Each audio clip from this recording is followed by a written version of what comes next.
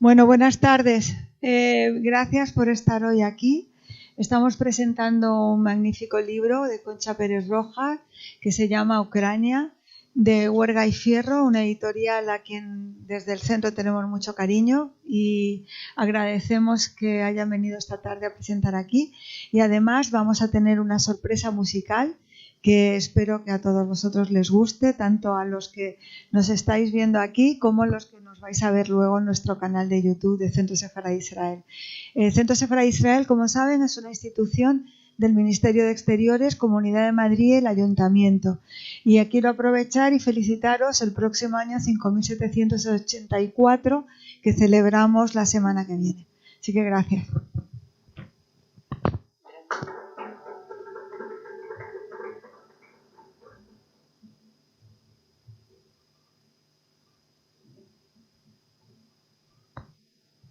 Hola, ahora sí. Bueno, gracias Esther Bendejan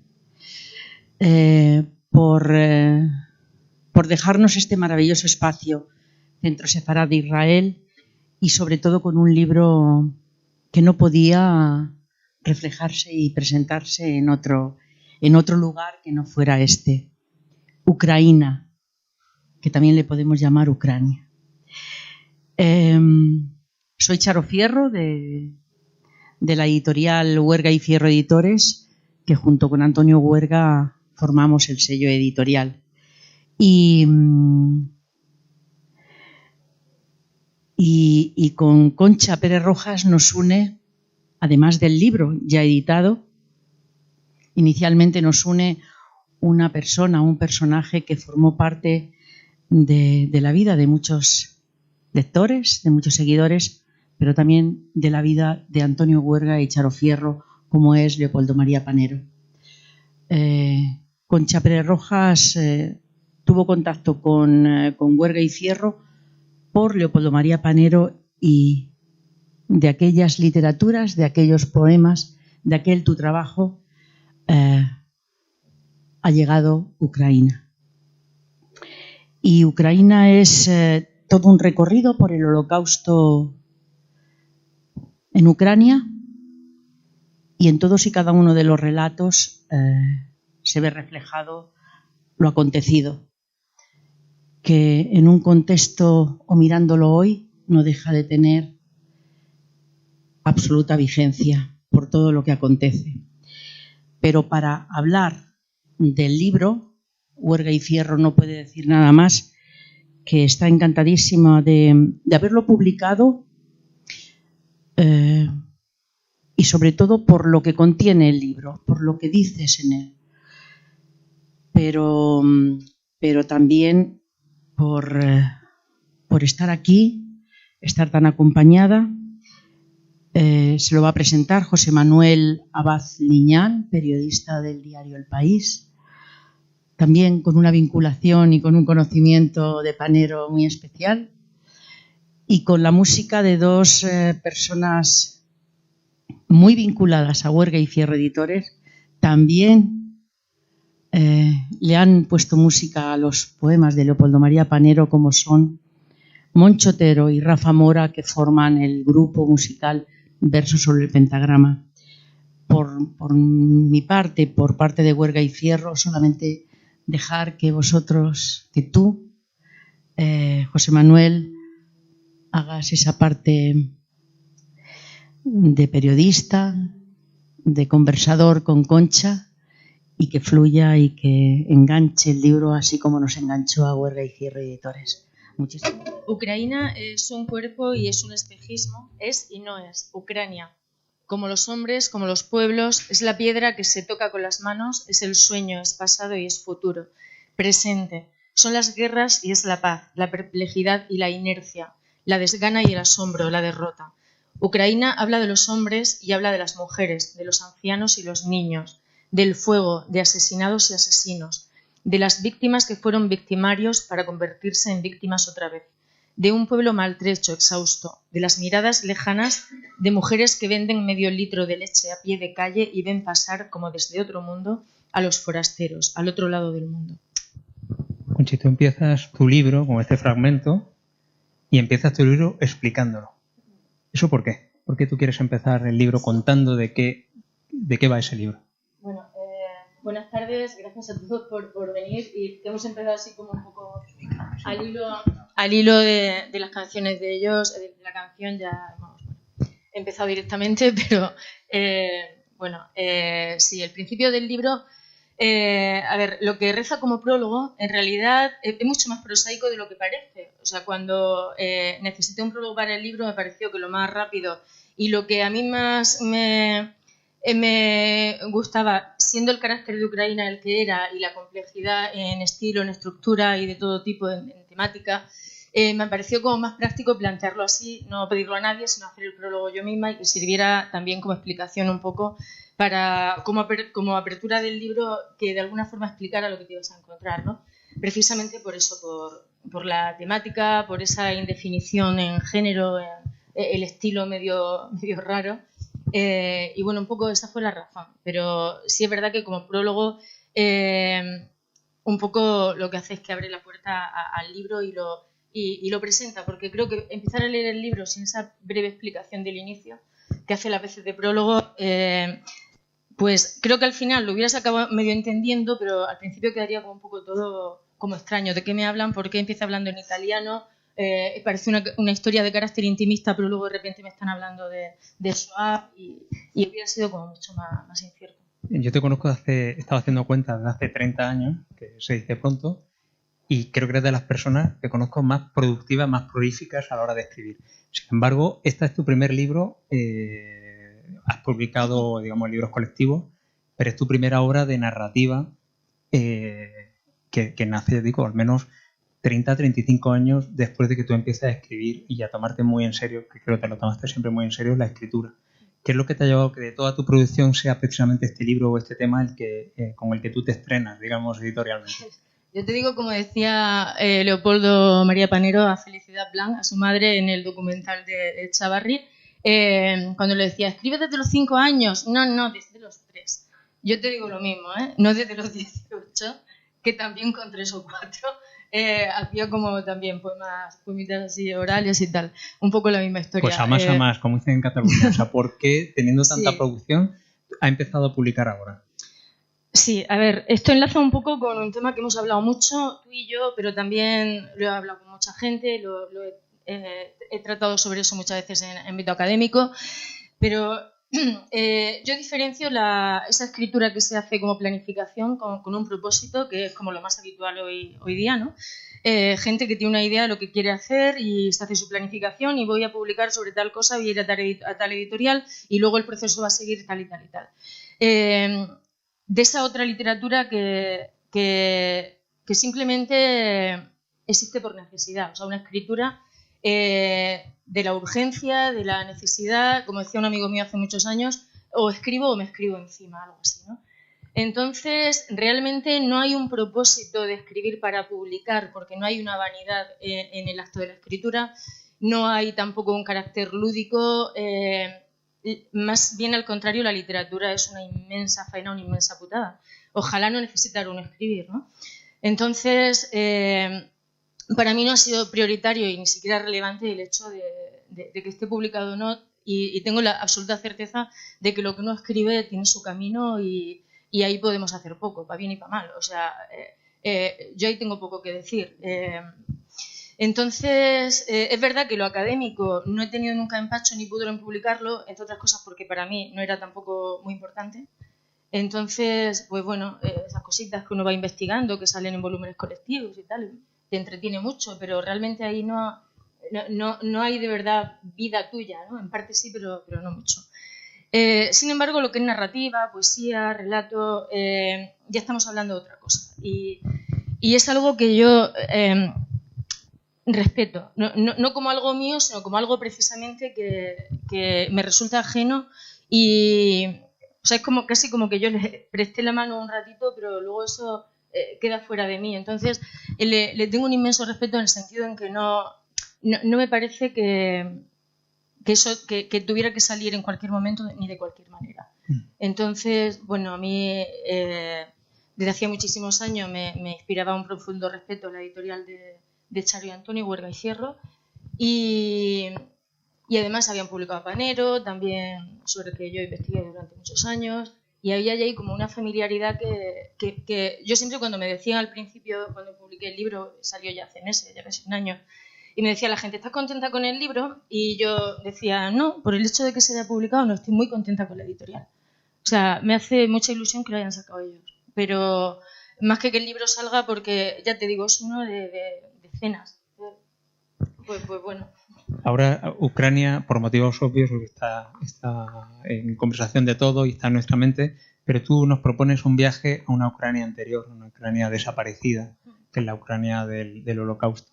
¿Cómo nos podrías describir, si es fácil hacerlo, que no creo, cómo nos podrías trasladar a aquel momento, qué es lo que pasó allí y qué peculiaridad tuvo el Holocausto, creo que la tuvo, en el caso del territorio ucraniano? Sí. A ver, el caso del Holocausto en Ucrania tiene características que son comunes a lo que ocurrió en la Shoah en el resto de países de Europa, pero también tiene alguna particularidad que lo hace diferente. Por ejemplo, fue en Ucrania donde ocurrió la Shoah de las balas, que se llama, o sea, el Holocausto por balas. ¿Qué significa eso? Pues que antes de que los nazis ingeniaran los crematorios, las cámaras de gas, que fue simplemente una manera de optimizar el tiempo y de que todo le fuera mucho más rápido y más fácil, era algo tan prosaico como eso. ¿Eran sádicos? Sí, a título individual, pero como organización no les interesaba, era mucho más psicopático que eso, es decir, lo que sea rápido, lo que sea fácil y lo que me suponga menos problema. En el caso de Ucrania eso todavía no estaba funcionando, cuando empezaron a matar judíos allí, gitanos. Entonces lo que hicieron fue llevárselos a las fosas y allí, a pie de fosa, matarlos cuerpo a cuerpo, o sea, matanza cuerpo a cuerpo por balas. Entonces fue como muy terrible por muchas razones, algunas obvias, otras no tanto, pero en la Shoah de las balas se daban circunstancias que son especialmente tremebundas. Por ejemplo, solían matar antes a las mujeres y a los niños. ¿Por qué? Porque entendían que a los hombres así les iba a ser mucho más fácil también matarlos, porque si ya habían perdido a sus mujeres, a sus niños, ¿qué les podía importar vivir? Entonces era una manera de hacerlos vulnerables. Los desnudaban. ¿Por qué? Pues porque, aunque parezca como increíble, ellos sabían muy bien que alguien desnudo no va a escapar. Es decir, cuando uno escapa, lo hace porque de alguna manera se siente capaz de hacerlo. Si tú estás desnudo, muy improbablemente vas a correr el campo otra vez para ir a cualquier parte donde vas desnudo, ¿no? Entonces, fue donde se empezó a ingeniar toda esta... todo este entramado del sadismo más atroz, pero ya te digo, mucho antes de que empezaran a funcionar los crematorios, las cámaras de gas. Y luego también en Ucrania, aparte de la matanza de judíos, fue particularmente virulenta la de gitanos, que también aparece en Ucrania todo el tiempo. Esa referencia, esa especie de homenaje a la comunidad gitana, porque también... digamos, el genocidio, los nazis persiguieron a mucha gente y mataron a muchísima gente, pero el genocidio solamente se produjo con dos grupos, gitanos y judíos. ¿Por qué genocidio? Porque se les perseguía por razón de sangre, por razón biológica. Cuando perseguían políticos, disidentes, homosexuales, etc., es terrible que te persigan por lo que tú piensas o por cómo tú sientes, etc., ¿no?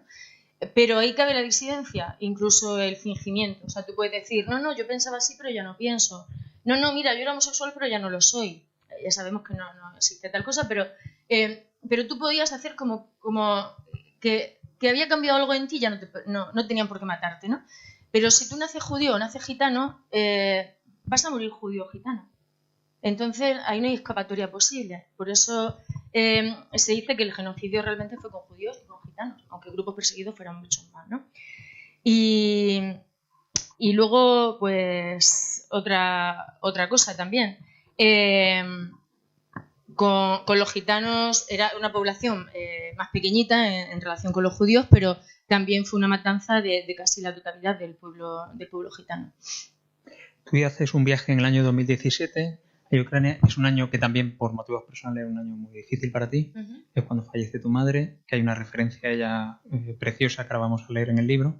Y cuando estás en Brody, tus compañeros de viaje, tú haces un viaje para entenderlo, ¿no? Vais un grupo pequeño de gente, recorréis Ucrania con el tema de la Ucrania judía. Y en un momento dado una persona le pregunta al guía, bueno, pero ¿cuántos judíos hay en Brody? Y os contesta él, los de este autobús. Porque no quedaba ni rastro de comunidad judía allí, ¿no?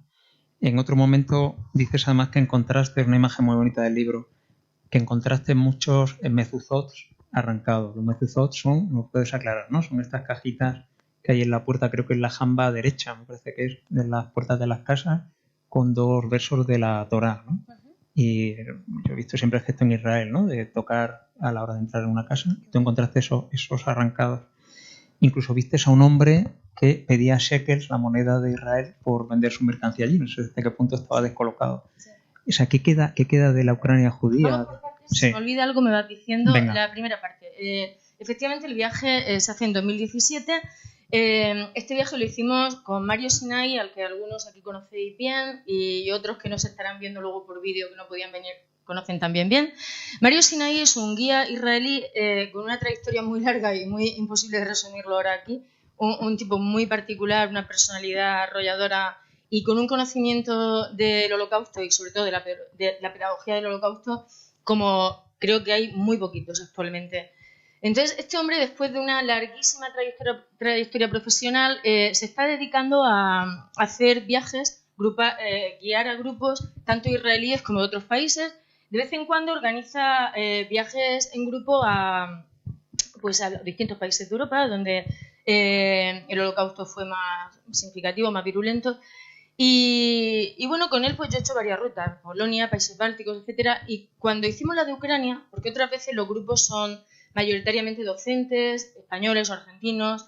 En esta ocasión era muy curioso porque parecía un viaje del inserso. Era todo gente muy mayor, pero porque eran casi todos argentinos y gran parte judíos, gente de origen judío, que querían conocer sus raíces. Algunos tenían la vaga idea de que tienen un pasado judío, otros lo sabían a ciencia cierta, otros habían escuchado algo y decidieron embarcarse en ese viaje a Ucrania para conocer los lugares donde había vivido su familia, ¿no? Hacía 1 o 2 siglos.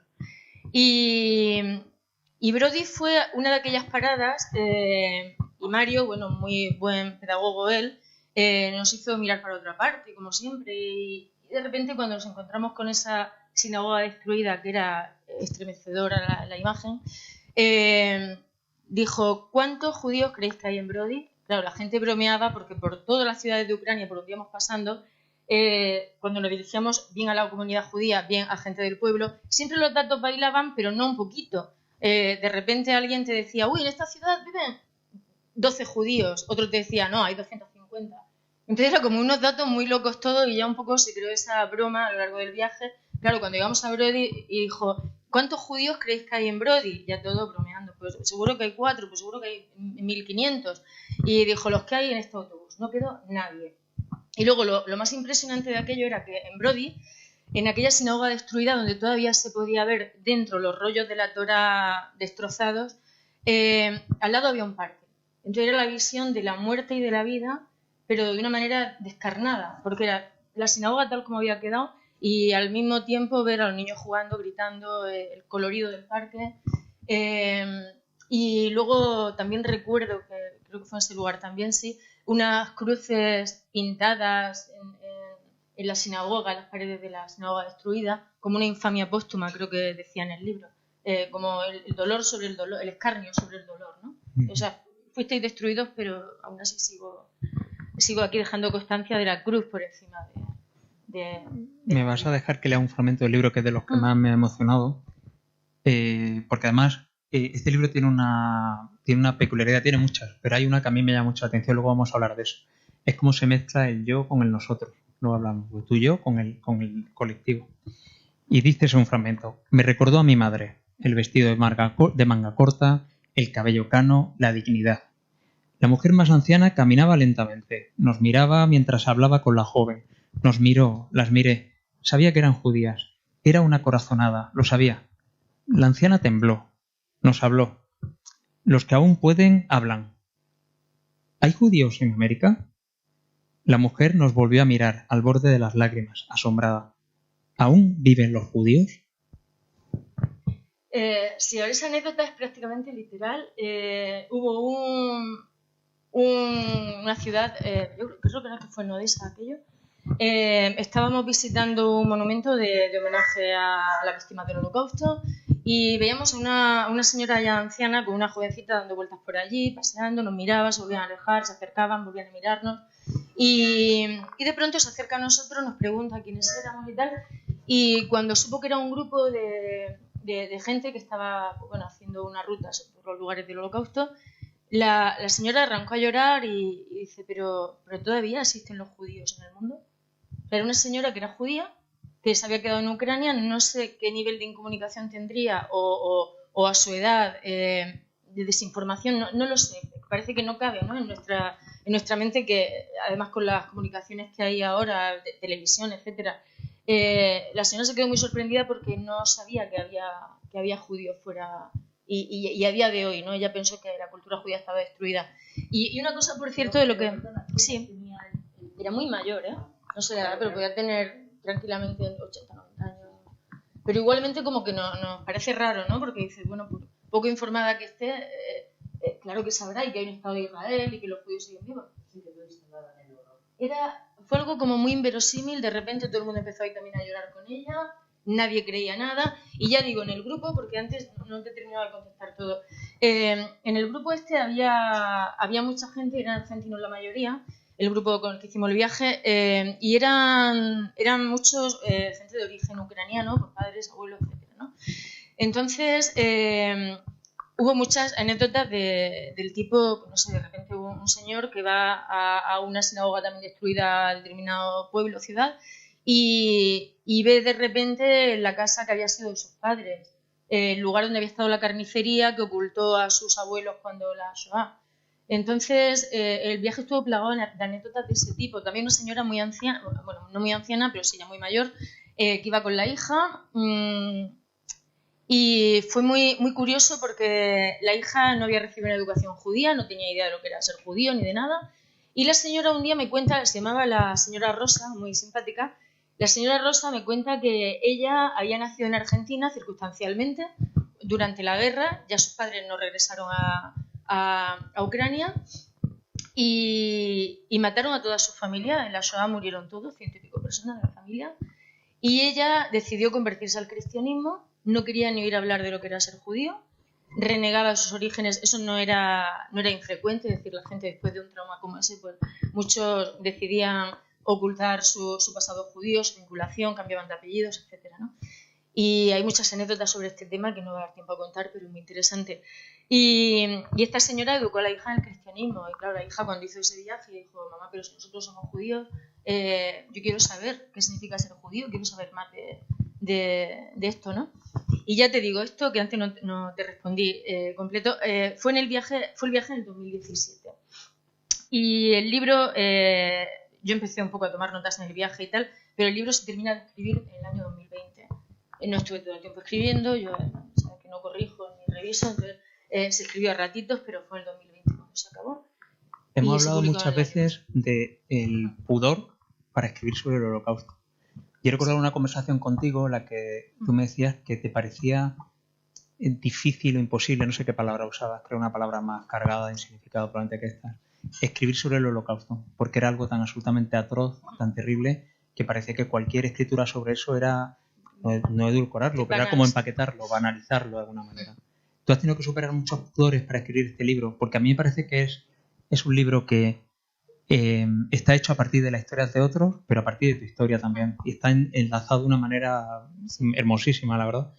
¿Pero has tenido que superar ese pudor? No, yo pudor no, lo que sí me parece que cierta escritura del Holocausto es obscena, completamente obscena. Y, a ver, ahora se escribe y se publica y se hacen muchas películas sobre Shoah, pero esto es relativamente reciente. Cuando estaba muy reciente el Holocausto, nadie se atrevía a escribir ni a hablar, ni siquiera los sobrevivientes, bueno, ellos menos que nadie, porque no eran capaces de contar lo que habían vivido, incluso creían, como Primo Levi, que Primo Levi tenía además la pesadilla de que cuando acabara aquello y contara a la gente lo que había ocurrido, que no lo iban a creer. Entonces, Primo Levi, Elie Wiesel también. Elie Wiesel, por ejemplo, tardó muchos años en ser capaz de escribir sobre el Holocausto, y fue porque un amigo, ¿quién fue? Era un francés muy conocido, no me acuerdo del nombre. Le dijo, mira, no solamente tienes derecho a hablar, tienes la obligación. Lo que te ha pasado no puede quedar en el olvido, porque es muy, muy importante este capítulo de la historia, ¿no? Y tiene que saberse y no se puede olvidar. Entonces, Elie Wiesel empezó a escribir a partir de ahí. Primo Levi también tardó tiempo, es decir, todos... Bueno, Primo Levi fue escribiendo casi que a la vez, pero no era tan fácil. Y era un tema que a la gente le resultaba muy complejo abordar al principio. Luego ya sabemos todo cómo sigue la historia, y hasta el punto de que ahora ya no solamente a la gente no le cuesta trabajo escribir sobre Shoah o hacer películas, sino que le resulta como muy, muy grato, lamentablemente. Es decir, de repente uno sabe que va a escribir una novelita sobre Shoah, y qué bien que eso va a tener un público, que va a haber gente interesada. Y a mí eso me parece tremendo, terrible, porque de ahí salen pues libritos y películas como El niño del pijama de raya, La vida es bella, que gusta mucho a la gente, pero como dice nuestro maestro Mario Sinaí, y yo comparto plenamente, son obras completamente de docena. Es decir, una ficción sobre Shoah es muy delicada porque no hay una manera de abordar el tema. Es muy difícil ser respetuoso con eso y tener la sensibilidad de hacerlo. Entonces, bueno, a mí me gusta mucho siempre recordar que Ucraina no es ficción en absoluto, tampoco es un libro de historia, ni una crónica, ni un reportaje. O sea, quien vaya buscando datos históricos tampoco va a encontrar eso.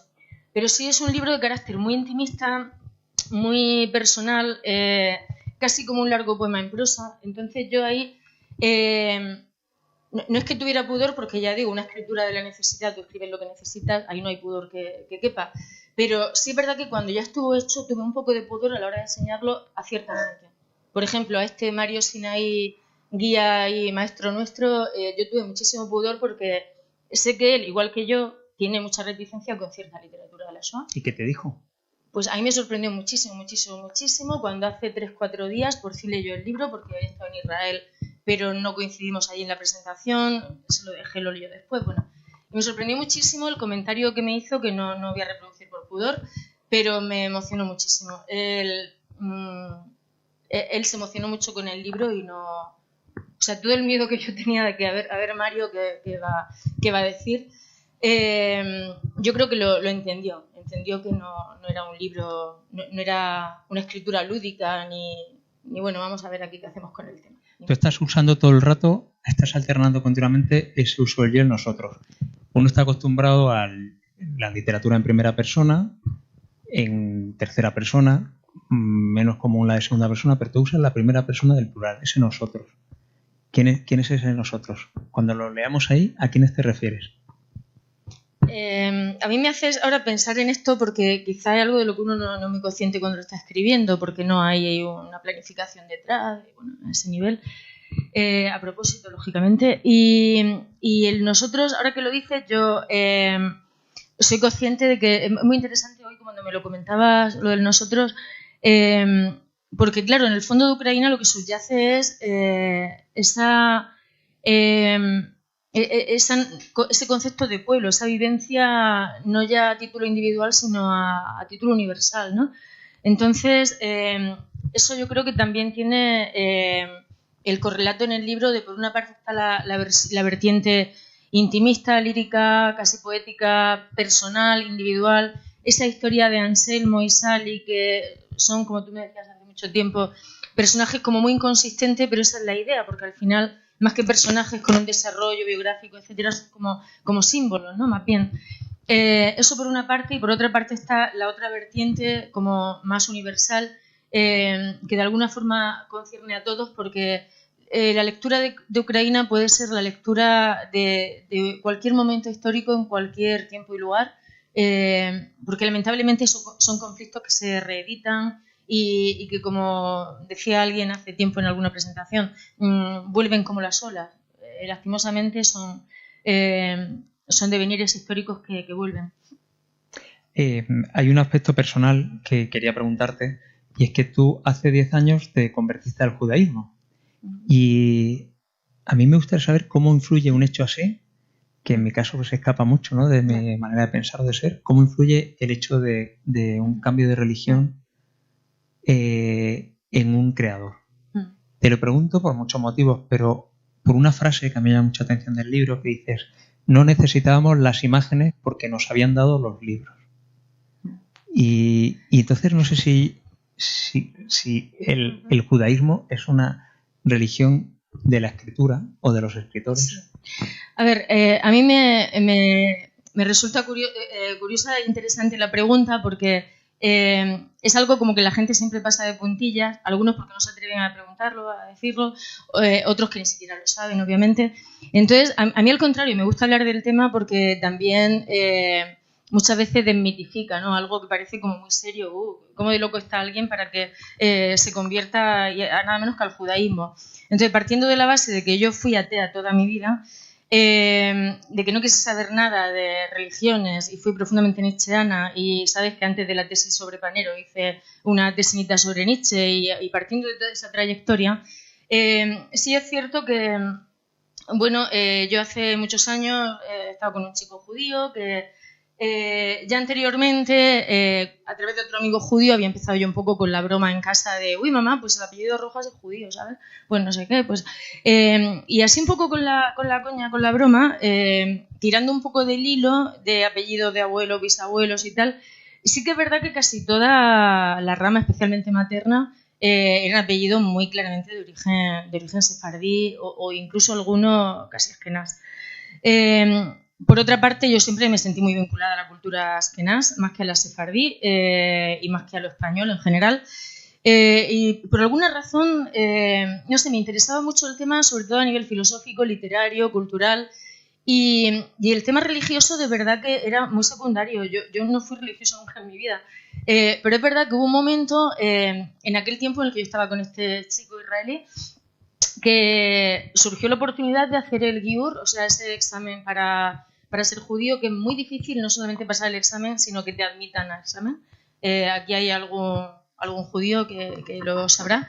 Y entonces, no sé, a día de hoy todavía no encuentro la explicación de por qué me dejaron hacer el examen. Yo no tenía rabino, no tenía comunidad, no tenía nada. Y un día llamo al rabino principal de Madrid, a Moshe Ben Dahan, y me dice: pues sí, mira, puedes venirte el domingo, que es el examen.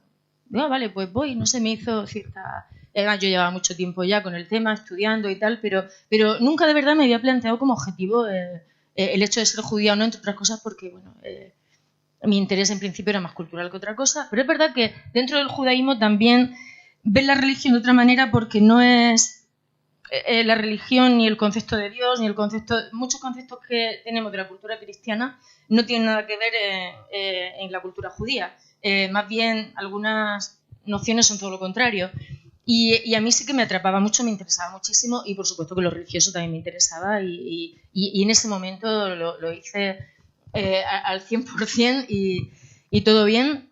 Y bueno, hice el examen en el Rabinato de Madrid, súper oficial todo muy ortodoxo y todo. Y el examen pues lo pasé, y en ese momento me hizo mucha ilusión. Y bueno, pues como cualquier judío, como el que nace o no, pero bueno, la vida sigue, y evidentemente tú ya vas acomodando, a lo mejor ya no haces las cosas como las hacías.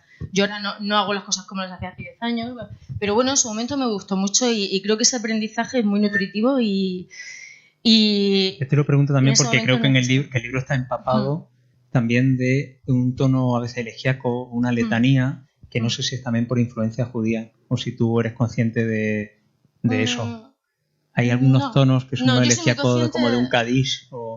No lo sé, yo soy consciente de que en mi vivencia, en mi manera de vivir las cosas, en cómo funciona de alguna manera mi cerebro y cómo funciono yo, hay algo muy judío que es lo que a mí me hace identificarme más que ninguna otra cosa, más que lo religioso y más que nada. Y de eso soy totalmente consciente. Y el hecho, por ejemplo, lo que tú comentabas, ¿no?, de el pueblo del libro. O sea, cuando